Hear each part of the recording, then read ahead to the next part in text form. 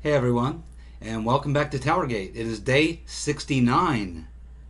Day 69. No, actually, it's day 70.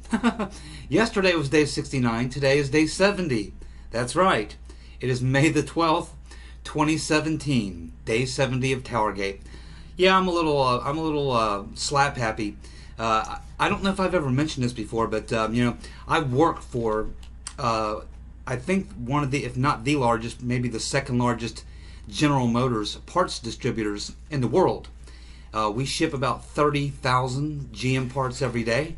And of course, a lot of GM parts, a lot of people don't realize this, but GM parts also used in quite a few other types of cars like Isuzus and things like that. But anyway, we ship a heck of a lot of parts.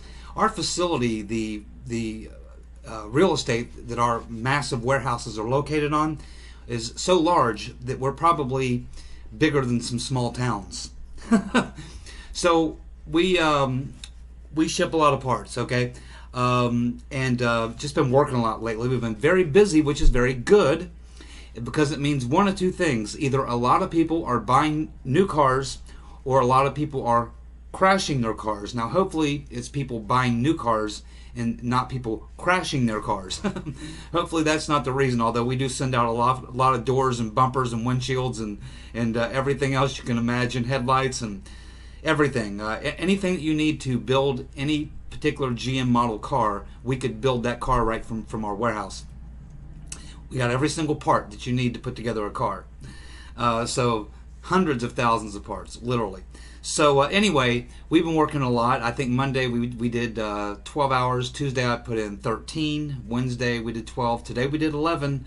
Tomorrow will probably be a busy day. It's a Friday. And we never work weekends. That's one thing. We don't mind working a lot of hours through the week because the overtime pay is pretty good, but we never have to work weekends, and so we like that. And of course, it's a great place to work. That's why a lot of us don't mind putting in the massive hours that we do, because I work around a lot of really, really good people. We all like each other. Everybody gets along. Everybody knows their job. We run like a well-oiled machine. It's a decent place to go into work every day. You don't go in and say, "Oh, I hate going to work." In fact, we actually have people who I think put in so many hours, because there's people who work more hours than I do, and I think they actually enjoy coming into work more than they enjoy being at home, and they make a lot of money doing it. We got people racking up a lot of overtime, and so we get paid pretty decent. And the benefits are fabulous, best benefits in the world. I don't know anyone, my friends, that have the benefits that we have where I work. So I'm not complaining, but I am a little bit slap happy from all the hours I've been working. But I still managed to find a couple hours when I get home in the evening to do my TowerGate research, so I can keep us all up to date on what is going on, because I'm very interested, and I'm committed to following this story through to the bitter end. Okay, so I got that out of the way just to explain why I look a little rough lately. That's the reason why. Just working a lot. Okay, so let's get to the TowerGate news for the day. I'm not sure if it was yesterday or the day before, but Catherine Herridge, who some of you may be familiar with, she's a Fox News analyst, and I believe she deals mostly. I think she's a legal analyst by trade, but I think she covers the intelligence community a lot for Fox News. And she's a pretty straight shooter. So Catherine Herridge, I'm watching a video of her the other night, and she was talking about the Comey situation, and she says that her sources tell her that a lot of people within the Justice Department that are her sources and the FBI that she has contacts with did believe that Comey was holding back on a lot of intel, on a lot of unmasking. These are people who know that the Congress, both the House and the Senate, have requested certain documents, have requested certain information. They've had multiple closed sessions with Comey, open sessions with Comey, and he just isn't very forthcoming. He's not forthcoming with the documents that have been requested, and he doesn't really answer the questions. And apparently, even when you get him in closed session, he dances around and says, "Well, I'll have to get back to you," or "We'll have to look at that." So it's either he's completely incompetent, the job's just too big for him, or he is purposely putting the brakes on things. So her statement was that people that she has, sources say that he was holding back intel, specifically on the unmasking, and that a lot of people who are within the investigative part of the FBI who do want to get to the source of the leaks. Because remember, we've had these leaks, just incredible leaks coming out of the FBI and the Department of Justice, or somewhere high up in the law enforcement. And Comey just, has he captured any of the leakers? Has he discovered any of the leakers, including the leaked phone call from Flynn and the Russian ambassador? He hasn't found a single one of the leakers, and he hasn't stopped the leaking. It's either incompetence, or he really doesn't want to stop the leaks, or he doesn't care. It's just hard to say what it is, but for whatever reason, this is part of why I think Trump probably let him go. I don't know if it's incompetence or if he's just putting the brakes on everything, but he's definitely frustrating people in the Congress, members of both parties in the committees that are investigating all things Russia, and people within the FBI are, pretty upset about it, because, some of these people are career professional people, and they don't like what's going on, and they want to put an end to it. Whether it's the Trump-Russia collusion, the Russia elections, the Hillary Clinton thing, the surveillance, the leaks, all these sorts of things. You have probably a lot more good people than bad, and this is why the morale is down in the FBI. Now, this will never be admitted by many people, and certainly no one in the FBI is going to come out and say that, on camera, or allow themselves to be quoted as a source quoting that. But it's people who work in the FBI, who are sources of Catherine Herridge, who are telling her that that's basically what a lot of people are feeling like at the FBI, and probably has a lot of the reason why Trump is gone. So anyway, pretty good report by Catherine Herridge for Fox News. Also, I watched a video of Sara Carter being interviewed, and I also found a more in-depth interview with her, which I don't know if it's an interview, but it's a story. It's a newspaper, not a newspaper story, but a magazine, internet magazine story, and I'm going to provide a link to that. The site is called Washington Feed, and I occasionally get things from there. They're not really an originator of news or whatever. They don't have journalists working there. They're basically a clearinghouse. They go out and find the most interesting stories, and they put them on their site. So I use them quite a bit. So I'm going to provide a link for you if you want to read a more in-depth explanation from Sara Carter of Circa News. She was on Fox with Sean Hannity, and she had like a 5-minute interview. But this story I'm going to link you to if you want to read it. It's the same topic she was speaking on, but much more in depth when you read the story as opposed to watching the video with her and Hannity. But she says that originally that the Senate Intelligence Committee during the 2014-2015 period had asked Obama for the numbers from the Director of National Intelligence of how many people had been surveilled or actually unmasked. And you think, well, how many people would they unmask? Maybe what, a few hundred or something? No. The number that the Obama, according to Circa News, the number that was given while Obama was president by the DNI was that 654 people had been unmasked. But as it turns out, that number is 2,200 people were unmasked, private citizens.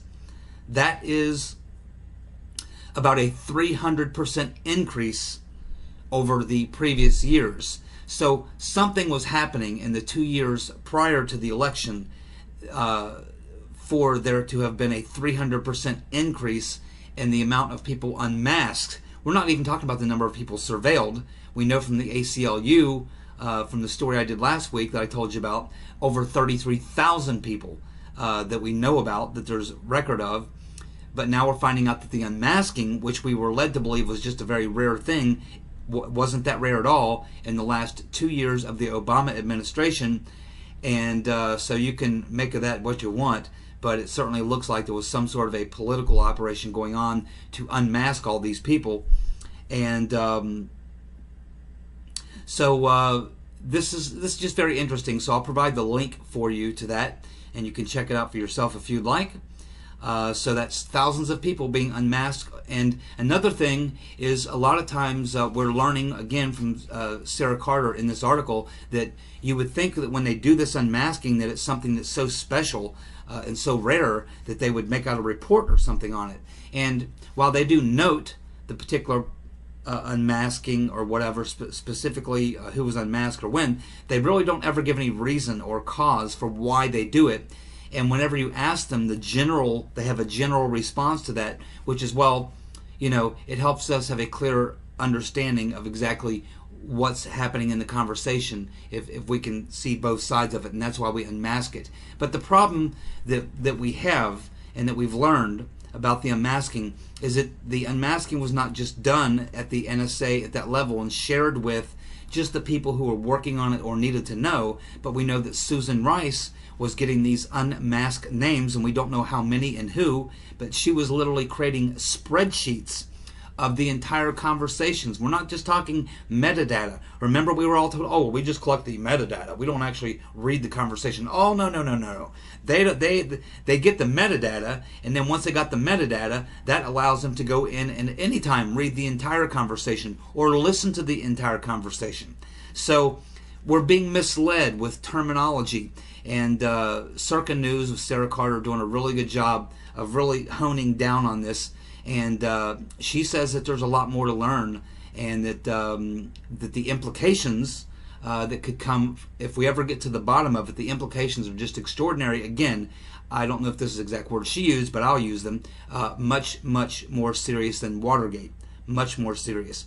If you have a sitting president using the intelligence agencies, law enforcement agencies, to mass collect individuals, private citizens, especially if they're political opponents, people around them, their campaign teams, their, in the case of Trump, his transition team, and then creating spreadsheets and disseminating not just metadata, but entire conversations. This is, this is very serious stuff. Not just for Susan Rice and all. I mean, this could go all the way to Obama. I mean, he was a former president, but that doesn't mean he's above the law. And if we were to find out that what I'm suggesting is true, and I believe it's very likely is true, now of course people will always fall on their sword to save the president. I mean, Susan Rice, Valerie Jarrett, and anyone else would fall on their sword to preserve Obama and his legacy and the health of the party. But if it wasn't for that, Obama himself, if it turned out that he was one that was ordering all of this surveillance, unmasking, and all this sort of thing, and the dissemination, if this was part of a political operation, he could very well find himself seated in front of a grand jury and a judge and a prosecutor, and possibly, sent to prison. Although he would probably be pardoned. It just, there's something about American presidents, we just don't send them to jail. So anyway, but it's very damaging, to say in the least. So also I stumbled on something pretty interesting, and this is not something that just happened a couple days ago. This is actually from an article I read that's like back from April that I stumbled onto. But Bob Woodward was doing an interview, and I believe it was with the Washington Post, and he suggested, in fact stated, Bob Woodward, who of course of Watergate fame, Bob Woodward says that if it's proven that Rice was unmasking political opponents, private citizens, or unmasking individuals who were being investigated or surveilled without real good reason, that would be worse than Watergate. Way worse than Watergate. So you even have Bob Woodward, and I believe he's pretty much on the left. I assume he's a Democrat. So even Bob Woodward is agreeing with me and many other people that this is unprecedented. It is historic. So anyway, that's what we have from good old Bob Woodward. What did you know, Mr. President, and when did you know it? Good old deep throat. Okay. Next thing that we'll stumble onto, I'm going to provide a link for another story for you, which I think you'll find very interesting. And this one is from the Washington Times. Yes, our good friends at the Washington Times, not a bad rag, really. The small-time, somewhat conservative, not really conservative, but reasonably conservative publication inside the Beltway. They have a story which I'm going to provide a link for you, and they talk about Sally Yates and her testimony the other day that we all probably saw or heard or read. And it turns out that Sally Yates went through hours of professional coaching before the hearings, in the weeks leading up to the hearings.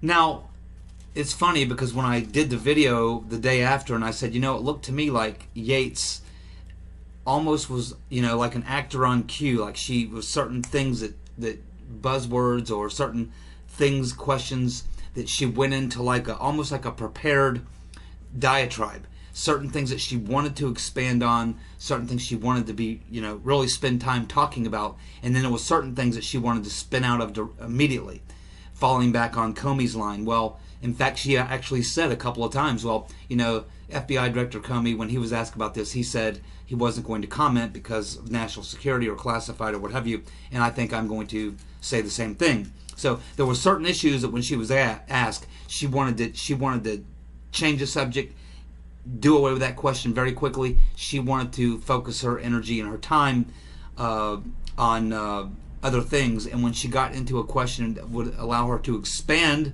on something she did want to talk about and put her spin on it, we saw that she was all too eager to get a little case of diarrhea of the mouth. Hope you're not eating. If you are eating right now, I do apologize. So Sally Yates went through professional coaching. Now, why do you need to go through professional coaching when you're going to go in front of a committee like that? You're going to be asked questions. You're just expected to answer the questions and tell the truth. But the fact that that she went through this professional coaching and rehearsing answers and things like that, it just, to me, it makes it sound kind of disingenuous. And I kind of picked up on it when as I told you, I watched the video. She looked too rehearsed. She looked, it seemed not very authentic, and I just didn't find her testimony very compelling, and we didn't learn anything. That's the most important thing. We learned nothing from Sally Yates. We got exactly what we expected, but I will provide the link for you if you want to read that, the fact that Sally Yates went through hours of coaching before the hearings. One more thing two more things I want to touch on. Number one, John McCain. I meant to mention this in yesterday's video. I just was too brain dead. But John McCain, I'm sure you saw the day after he fired Comey. McCain is out there. And you ever notice how McCain always goes on CNN or MSNBC? You never see McCain go on Fox hardly. He almost always goes on CNN or MSNBC. It's like he's their darling. He is the left. He's the liberal media's token Republican that they can bring on, who will sling mud on other Republicans. You can always count on John McCain to stab a Republican in the back at every turn. At some point, I'm actually going to just do a video on John McCain. It's certainly he's worthy of a few minutes of scrutiny. I know quite a bit about John McCain, and his career is pretty much an open book. You don't have to be a genius to figure out what he's all about. And so I may just do a little John McCain expose sometime in the near future. But anyway, he's coming out and he's talking about, I believe it was MSNBC or CNN, one of the two. It's hard to tell them apart. They're both the same. And he's talking about, yes, we should have a special prosecutor to, investigate Trump and why he would, fire the FBI director. And is it because, he was closing in on the Russia investigation? In this, it's mind-boggling, because it was John McCain who met this former spook at this convention for elitist snobs like McCain. He met this British man at this function in Nova Scotia, which is in Canada, where he was turned on to the dossier. He sent his McCain sent his right-hand man over to the UK to meet with Christopher Steele to get the dossier. He brings it back, gives it to McCain, And does McCain go to the president and say, President Trump, I just came on some stuff that you might want to take a look at. This is not really good.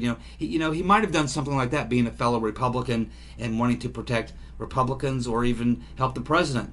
But no, what does he do? He goes straight to James Comey privately, gives James Comey the dossier in an effort to do what? What did he think he was going to accomplish by giving this dossier, which, if true, would certainly have destroyed Donald Trump's candidacy, his presidency, and everything else, and a lot of people around him? Of course, we know it's all bunk. So what was John McCain trying to do? Well, he was trying to take down the president, a man of his own party.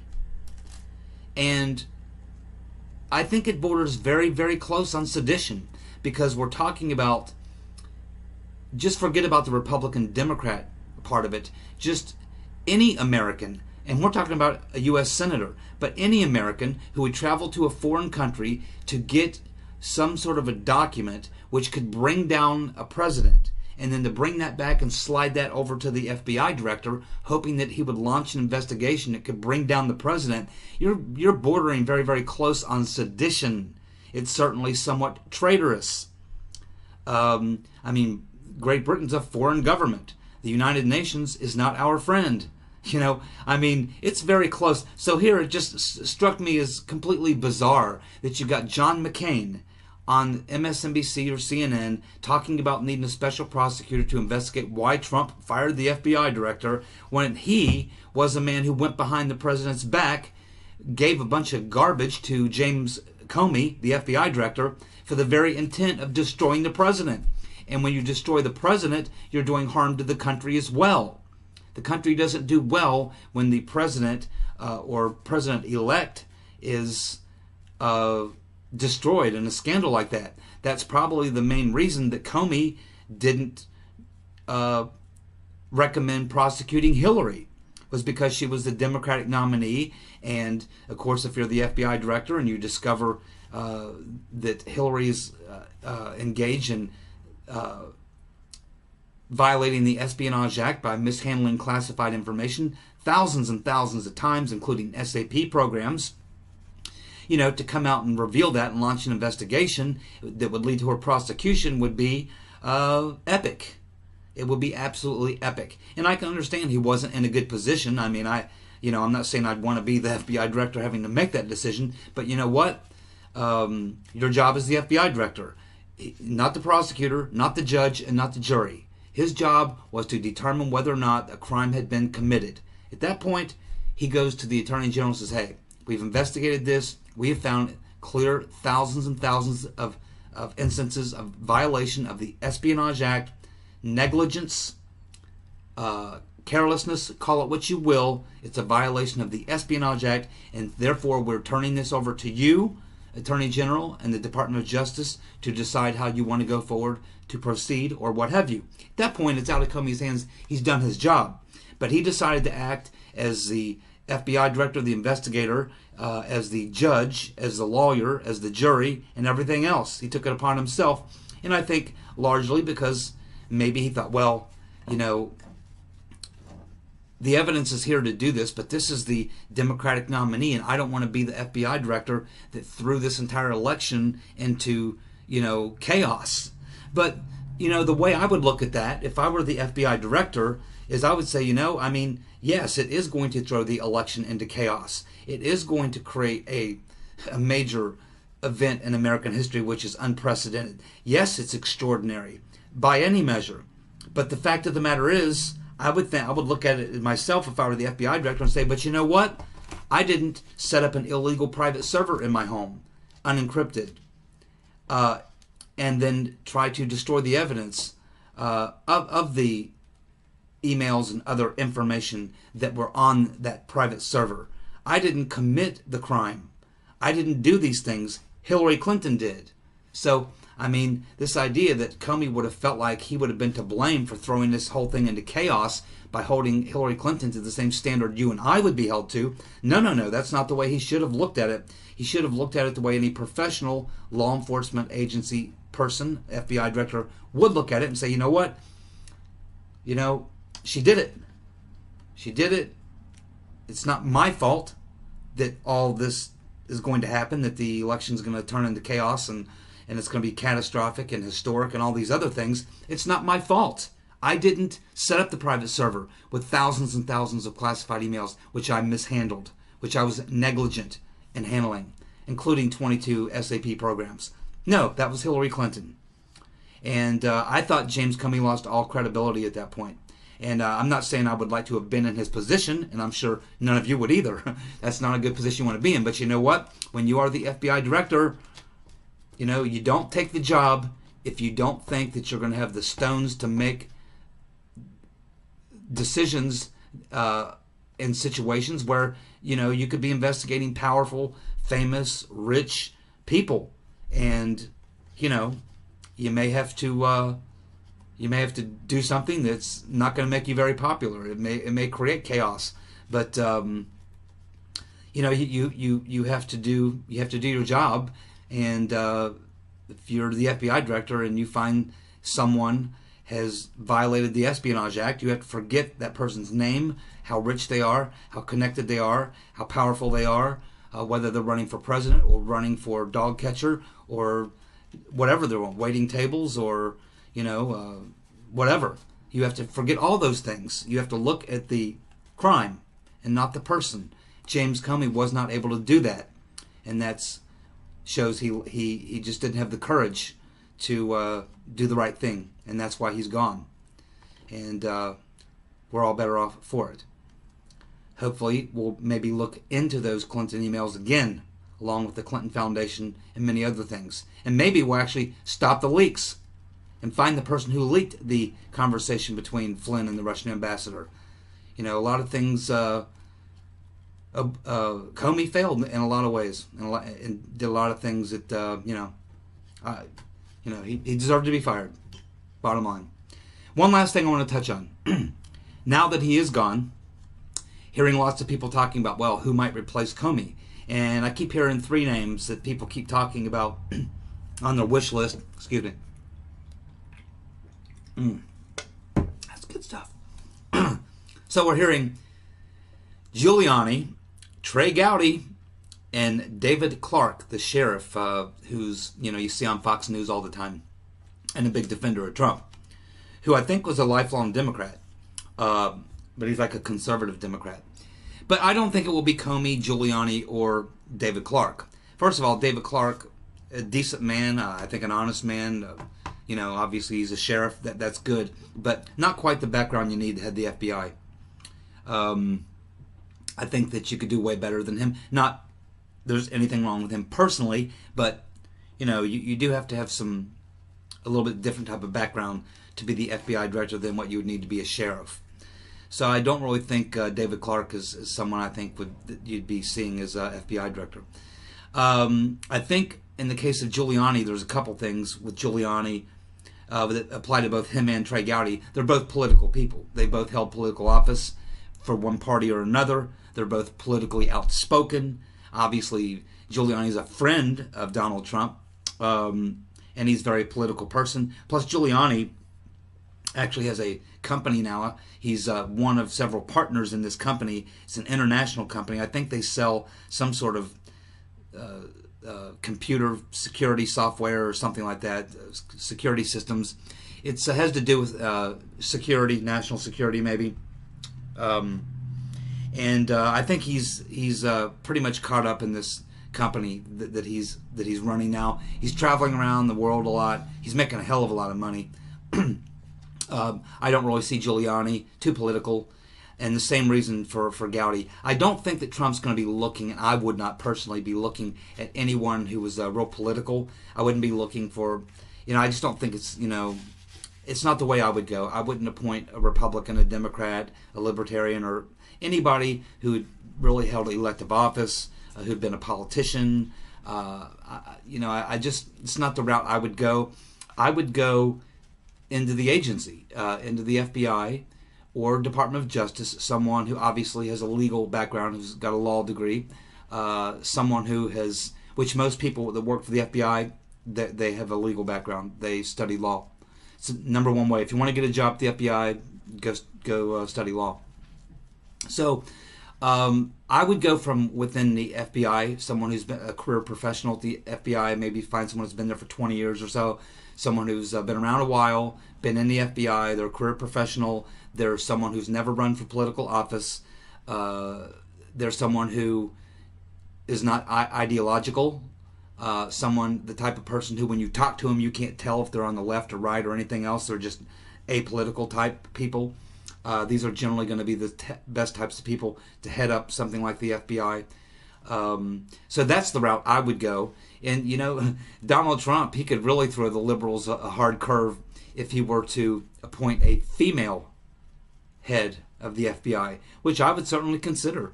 A black female head of the... Hey, how about a Latino head of the FBI with a Jewish mom and a black father?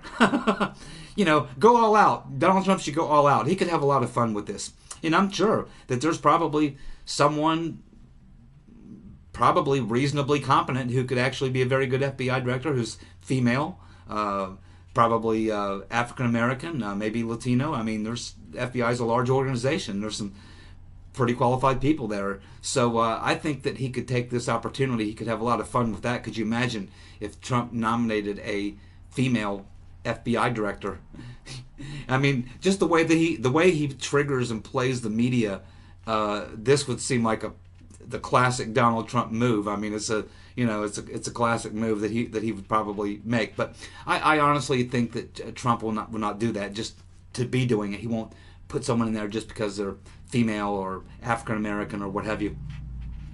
I think Donald Trump strikes me as a pragmatic person who wants to find the best guy for the job. I think he'll probably interview people within the FBI. I think he'll find the person he thinks is best for the job without any real political considerations at all. Again, he's not an ideological person. He's a pragmatic person, a CEO. He thinks like a CEO. He wants the best man for the job.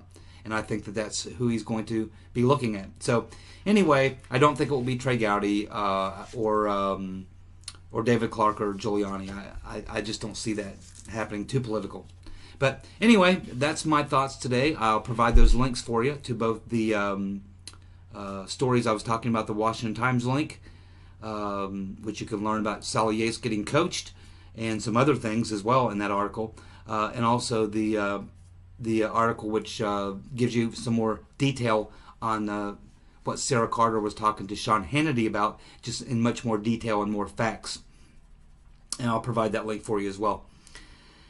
Okay, so that's day 70, TowerGate, May the 12th, 2017. Thank you all for subscribing and sharing the videos and commenting, and appreciate y'all. So y'all have a good day, and we'll see you back here tomorrow, and hopefully we'll have a nice weekend, right? Hopefully have nice weather.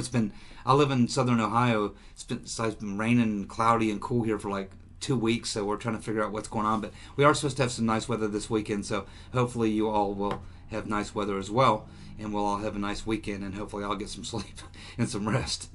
All right, so we'll see you guys. Take care. Bye.